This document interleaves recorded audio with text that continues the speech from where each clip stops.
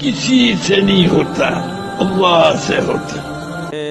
شافی مسلک کے لوگ ہمارے یہاں بہت ہیں تو وہ تیز آواز میں بولتے ہیں, بولنے دو, ان کا فقہ ہے بھی ٹھیک ہے, دونوں باتیں ہیں. حدیث میں تیز آواز کا بھی ذکر ملتا ہے, آہستہ کا بھی تذکرہ ملتا ہے, اس لیے فقہا کا اختلاف ہے, تو کوئی کسی بھی رائے کو فالو کر سکتا ہے. ہماری مسجد میں شافی مسلک کے لوگ بھی ہیں اور کچھ اہل حدیث بھی آتے ہیں تو وہ بھی بولتے ہیں, تو بولنے پر گورنمنٹ کی طرف سے کوئی پابندی نہیں ہے. ٹھیک, بالجہر کا مسئلہ نہیں ہے, نہ آمین بالسر کا ہے. میں دونوں کو جائز کہتا ہوں, لیکن جو زیادہ معتبر ہے, جو زیادہ بہتر کے ساتھ بہترین ہے, وہ آہستہ ہے. کیوں؟ آؤ میں ایک جملہ دے رہا ہوں. آمین پورے قرآن میں ہے نہیں.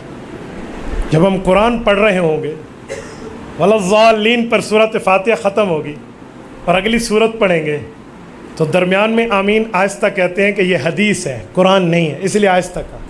اگر اسے بھی اونچا کہہ دیں تو دو قرآنوں کے درمیان اسے بھی رتبہ گویا کہ قرآن کے مساوی ملے گا, اسی لیے آہستہ کہہ دو. نہیں سمجھا؟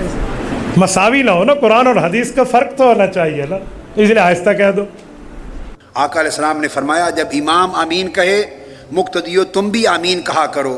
جس کی آمین فرشتوں کی آمین کے ساتھ مل گئی اس کی زندگی کے سارے پچھلے گناہ معاف کر دیے جائیں گے. اونچی آواز سے آمین پڑھنا اس کا تو حدیث میں سرے سے ذکر ہی نہیں ہے, لہذا فضل التامین میں لاتے تو بات زیادہ کھل جاتی.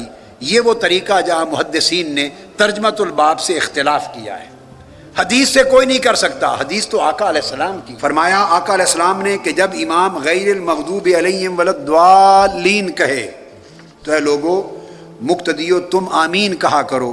جس کی آمین ملائکہ کے قول کے ساتھ مل گئی اس کے پچھلے گناہ معاف کر دیے بخشے جائیں گے. اب اس پوری حدیث کے مضمون میں کہیں اونچی نیچی آواز سے آمین کہنے کا کوئی ذکر ہے؟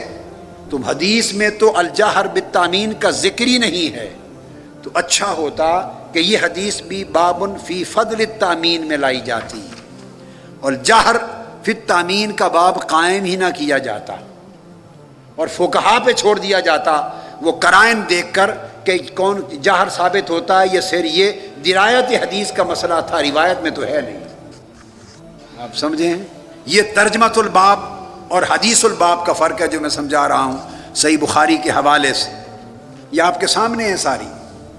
ان کے بعد یہ کہنا کہ صرف بخاری سے دکھائیں, ہم نہیں مانتے. امام اعظم کی روایات جو ہیں ان کا مذہب بخاری مسلم میں ثابت نہیں, تو سارا کچھ آپ کے سامنے ہے. امام اعظم امام بخاری کے بعد ہوتے تو کوئی اعتراض کا جواز بھی بنتا. وہ تو امام بخاری سے 2 نسلیں پہلے وہ گزرے ہیں, ان کے پاس ان سے اعلیٰ سندیں ہیں, ان کی بات زیادہ معتبر ہے. وہ براہ راست یا صحابہ سے سن کے روایت کرتے یا تابعین سے سن کے روایت کرتے.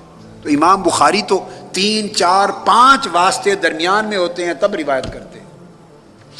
امام اعظم نے وہ حدیث از خود روایت فرما دی ہیں اور ان کے ابواب انہوں نے ترجمۃ الباب الگ قائم کر دیے جس سے فقہ حنفی وجود میں آئی ہے. یہ ان تمام کتب میں اسی طرح یہ سارے ابواب ہیں. اور ایک اور بہت ایمان افروز میں کہوں گا, چونکہ بڑوں کی بات ہے, اکابر کی بات ہے, ہم تو ادباً ایک نکتہ سمجھا رہے ہیں, طالب علمانہ طریقے سے سمجھا رہے ہیں. ایک حدیث ہے جس حدیث کے لفظ ہیں کہ آقا علیہ الصلوۃ والسلام نے غیر المغضوب علیہم ولا-الضالین نماز میں پڑھی اور پھر آمین فرمایا اور آمین کہتے ہوئے آواز کو نیچے رکھا, آہستہ آواز سے فرمایا. فرماتے ہیں کہ میں نے سنا آقا علیہ الصلوۃ والسلام نے سورہ فاتحہ پڑھی اور غیر المغضوب علیہم ولا-الضالین کی قرات کی. فقال آمین, پھر حضور نے آمین فرمایا. وخافض بها صوتہ, جب آمین کہا تو اپنی آواز پست فرما لی. سے بہت سارے لوگ آمین بولتے ہی نہیں, تعصب کی بنیاد پر, لا علمی کی بنیاد پر, جہالت کی بنیاد پر. یہ تو بات بہرحال ہو سکتی ہے, بہت سے لوگ اختلاف کرتے ہیں آمین تیز بولا جائے ہلو بولا جائے, لیکن جو آیت جو حدیث ہے بخاری کی واضح ہے, جب امام آمین کہے تو تم بھی آمین کہو. مطلب امام کو کہنا چاہیے, اسی طرح اللہ کے رسول فرمایا جب امام کہے تو تم بھی کہو. اور اللہ کے رسول خود کہتے تھے, اس لیے صحابہ نے سنا, پیچھے کہتے تھے تبھی تو سنا نا.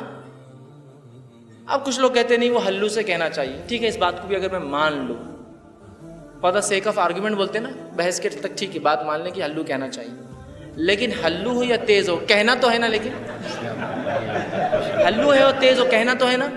اب دیکھیے ہمارے پاس کیا ہو رہا ہے، غیر المغضوب علیہم ولا الضالین آمین انا اعطیناک الکوثر فصل. اب اس میں تیز اور ہلو آمین کہاں ہے؟ چلیے آپ کہہ رہے ہیں کہ نہیں ہلو کہنا، ٹھیک ہے ہلو بولیں گے، لیکن آپ نے تو رکا ہی نا، ایسی گاڑی لے گئے کہ وہ اسپیڈ بریکر سے بھی سیدھا چلے گئے.